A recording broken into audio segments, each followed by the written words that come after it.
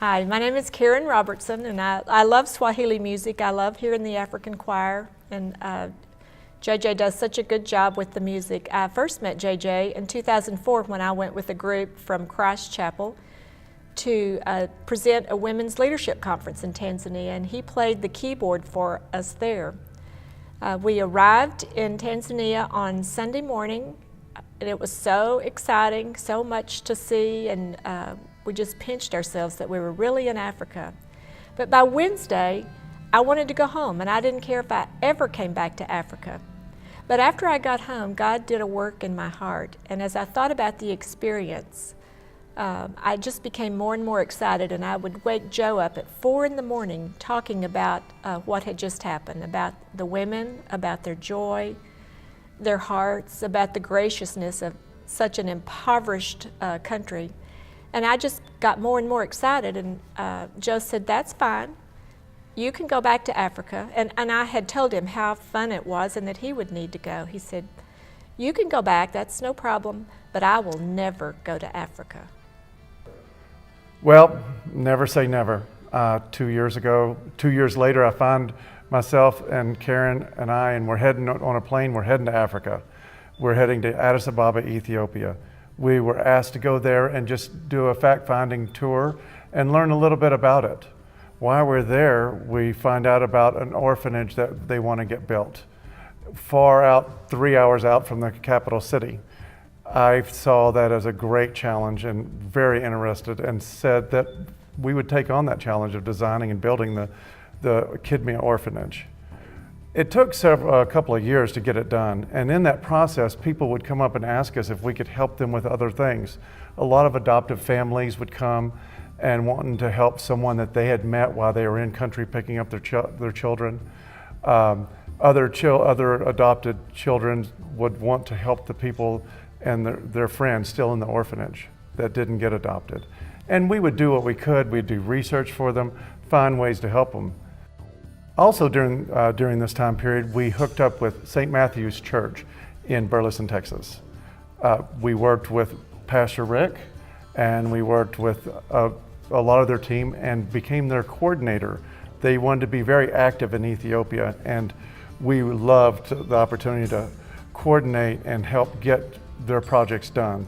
During the process, we built schools, we built soccer fields, we extended a small village's water system so people could have clean water. We built library, and it was just an unbelievable opportunity to watch God work. As we kept going, we kept on thinking that sooner or later it would be over and people would quit asking us to do things, but it never happened. And through the process, we learned that we had helped create some really good, strong, valuable programs that we wanted to expand upon. The greatest thing about going to Ethiopia is that we get an opportunity to see God work much more than we would back in our home lives here in America. In America, we're in control of our work life, our daily life, our whole routine, and it finds God, it's hard to get them squeezed into our life. There, people have to depend on God for answers on a daily basis. And therefore, you get to see God work. One of the great examples of that is how we found our executive director. His name is Alamayu Sema, and he was a true blessing, and he's one of the main reasons why our programs work in Ethiopia. A friend of mine were having lunch together, and we were talking, and I said I had no luck finding anybody. I could find nobody that was even close. He said, "Well, I know this guy that was running an orphanage way far away." And I said, "Well, let's get a hold of him, let's call him." And so we get him on the phone, and we talked for a few minutes. I said, "Hey, I'll buy you a plane ticket. You fly into the capital city of Addis, and I'll pick you up, and we'll have an interview and we'll talk." Well, Alamayu lands that afternoon, and he gets off the plane, and he's so excited. He goes, "It's God's calling that I work for you, and we do this together." And I'm thinking, okay, that's great, but why are you so excited? He goes, "No, really, you don't understand. People wait weeks to get on that plane.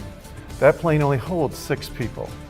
And when I went to the airport, the line was 20 people deep waiting for that flight. They only have 2 flights a week. When the pilot got off the plane, He stood up and said, Alamayusima, I have a ticket, please get on the plane. He said that in itself was a true miracle. I am so excited to be part of Adera. Once Alamayu and I met, it became an instant partnership. We love each other, we work together, and there's no one I'd rather work with than Alamayusima. As we went on, we realized that this isn't going to end, and that we probably needed to become legal, form an organization both in Ethiopia and the United States, and get a name. How we got the name of Adera was we were looking and looking, and an Ethiopian friend said one time, he said, why don't you call yourself Adera? Because you take care of it. And I'm going, well, what does it mean? He said, that's what Adera means. In Ethiopian, we take care of it. And that's been our goal all along, to try to help people who want to improve the lives of people in Ethiopia. Well, I can't be there with you tonight, obviously. I'm being recorded. I hope you have a great time. I'm actually on a plane right now headed to Ethiopia one more time. I'm going with Pastor Rick Owen of St. Matthew and Claudia Humphreys, one of our board members. They're going to teach to the rural pastors, 195 rural pastors and women leaders far out in the outskirts of Ethiopia. We've coordinated the trip. It's quite an endeavor. They're going to be teaching where the road ends. Pastors and these women leaders will be walking in to learn and more about how to have a successful church. So we're really excited about this.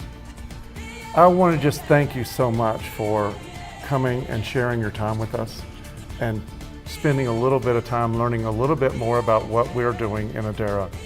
And I want to invite you personally to come and get involved with us. Come join us. Come on a trip with us. Come see Ethiopia. Either way, thank you so much for at least learning a little bit more about us.